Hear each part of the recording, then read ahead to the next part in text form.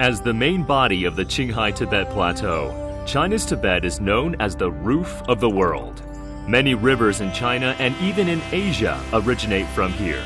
In a sense, this is a place where shifts in the climate of the Northern Hemisphere are initiated and regulated. Over 1,000 years of feudal serfdom was a time of darkness for this land, bringing great sufferings to the people. Since its peaceful liberation, Tibet has undergone the period of democratic reform, the establishment of the autonomous region, and reform and opening up, and is now forging ahead in the new era. In merely 7 decades, Tibet has achieved what would normally take 1,000 years. The CPC Central Committee has all along attached great importance to Tibet-related work and deeply cared for the people in Tibet. Since the 18th CPC National Congress in particular, General Secretary Xi Jinping has elevated Tibet's strategic position in the overall work of the party and the country to an unprecedented level, and put forward the party's guidelines for governing Tibet in the new era. All-round progress and historic achievements have been made in all endeavors in Tibet. Tibet was once the only place in China which had contiguous poor areas at the provincial level. By the end of 2019, 628,000 registered poor people in all the 74 poor counties in Tibet had been lifted out of poverty, marking the elimination of absolute poverty for the first time in the history of Tibet. On the 25th of June this year, the Lhasa-Ningchi section of the Sichuan-Tibet Railway started operation. Fuxing bullet trains have been clattering through the plateau ever since. With the support from the central government and assistance from people across the country, people in Tibet, together with people of all ethnic groups across China within the same great family of the country, have embarked on a bright path of unity, progress, and development. Infrastructure connectivity has become a reality, and the GDP exceeded 190 billion yuan in 2020. The agricultural and livestock sectors with distinctive local features have seen strong momentum of development. Locally produced green industrial products have made inroads into markets outside the autonomous region. The tourism industry has achieved high-speed growth. The flows of labor, goods, information, and commodities converge on the plateau. Tibet is integrating itself deep into the Belt and Road Initiative and actively contributing to the Trans-Himalayan Economic Corridor. As an important shield for China's environmental security, Tibet has introduced the strictest ecological conservation system and made increasing investment in eco-environmental protection. It has adopted a holistic approach to protecting mountains, rivers, forests, farmlands, lakes, grasslands, deserts, and glaciers, and made enormous efforts for building a national demonstration region on ecological conservation.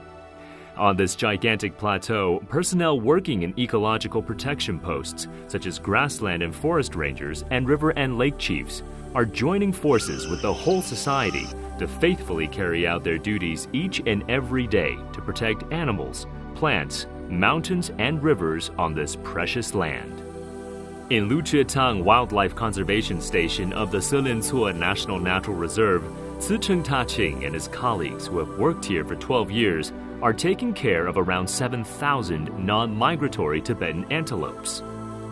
We conduct patrols every day to check whether each baby antelope is well taken care of, and will take those unattended to the Wild Animal Protection Center.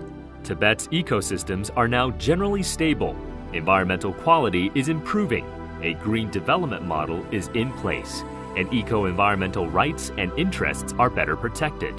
Protected natural areas make up 38.75% of the region's land area.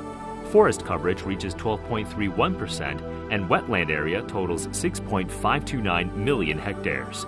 The number of wildlife species keeps increasing.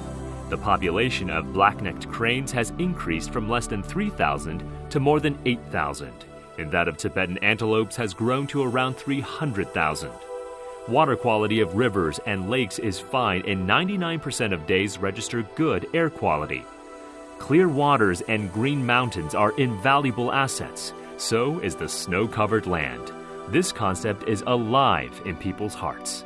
Tibet has become one of the regions with the best eco-environment in the world. In today's Tibet, people of all ethnic groups enjoy the most preferential policies in the country on education, healthcare, employment, social security, and other matters closely linked to their lives. For over 200 years before the peaceful liberation, this plateau barely saw any growth in its population, which long remained at just a little over 1 million. Now Tibet's population has exceeded 3.64 million, of which over 3 million are of Tibetan ethnicity. The average life expectancy in Tibet has risen from 35.5 years in 1951 to today's 72.19 years. Endemics such as Hydatid disease and Kashin-Bek disease, once rampant, have been eradicated and prevented for the first time in history. I am 82 years old now. I have never dreamed of such a happy life. In today's Tibet, everyone has the opportunity to realize their dreams and fulfill their potentials. After finishing her studies in the UK in 2015, Nijin returned to Tibet and started her own art studio under the Mass Entrepreneurship and Innovation campaign. Through her lens, she is communicating to the world the beauty of a new Tibet. It's a great era for our generation. I was able to show the modern image of Tibet through my photography works to the Western world. Daughters of the Same Mother, a song praising ethnic unity and sung by the famous singer Caidan Zhuoma, has been popular among people of all ethnic groups for more than 30 years. In this land where people of different ethnic groups have been living together in harmony since ancient times, ethnic unity is part of people's lives. Inter-ethnic marriages like Bojin Qings and communities like the Jaba Kansang Yard, where people of different ethnicities help each other like brothers and sisters, are commonly found across Tibet. People from all across the country, including those who have come, stayed, and dedicated years of efforts to Tibet's development, are working together with officials and people of all ethnic groups here for a beautiful and happy Tibet. In today's Tibet, different religions and religious sects coexist in harmony. Buddhist activities are conducted smoothly, and monasteries and temples are in order. Freedom of religious belief is fully protected. All monasteries and temples have access to water, electricity, roads, and communication, and all monks and nuns are covered by the government's social security schemes. They are now enjoying better conditions for living and for practicing Buddhism. Rich and distinctive ethnic cultures, Tibet has received substantial support from the central government in the form of manpower, funding, and other resources to preserve and develop its fine traditional culture. Today, the Tibetan language is used extensively. Precious classics written in Tibetan are preserved and in use. Traditional customs, including Tibetan costumes and cuisine, and festivals like the Tibetan New Year are kept alive and developed. A lot of intangible cultural heritages such as Tibetan opera, Tibetan medicinal bathing, and tanka are protected and carried forward. Traditional music and dances such as guozhuang, xianzi, langma, duixie are widely popular among people in both urban and rural areas. Tibet, with a time-honored and distinctive culture, is exhibiting its glamour and charm to the world. The majestic Himalaya mountains have witnessed the sea change that has taken place in Tibet since its peaceful liberation. And the surging Yarlung Zangbo River has witnessed Tibet's development and advances in the new era.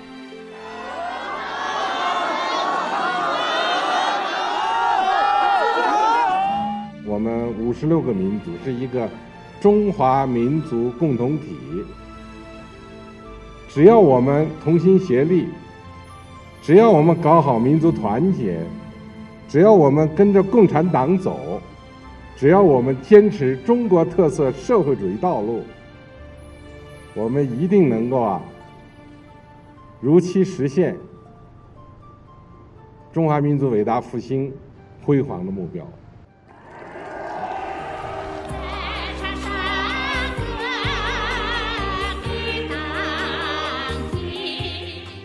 Let us work together for a beautiful and happy Tibet and for the realization of the Chinese dream of great national rejuvenation. Guided by Xi Jinping thought on socialism with Chinese characteristics for a new era, People of all ethnic groups in Tibet will fully implement the CPC guidelines for governing Tibet in the new era. They will ground their efforts in the new development stage, stay committed to the new development philosophy, and integrate Tibet's development into the new development paradigm of the nation. They will strive to make new advances in achieving durable stability and high-quality development in Tibet. 欢迎您到西藏来 Welcome to Tibet. Kuni pöle peba, kesushu.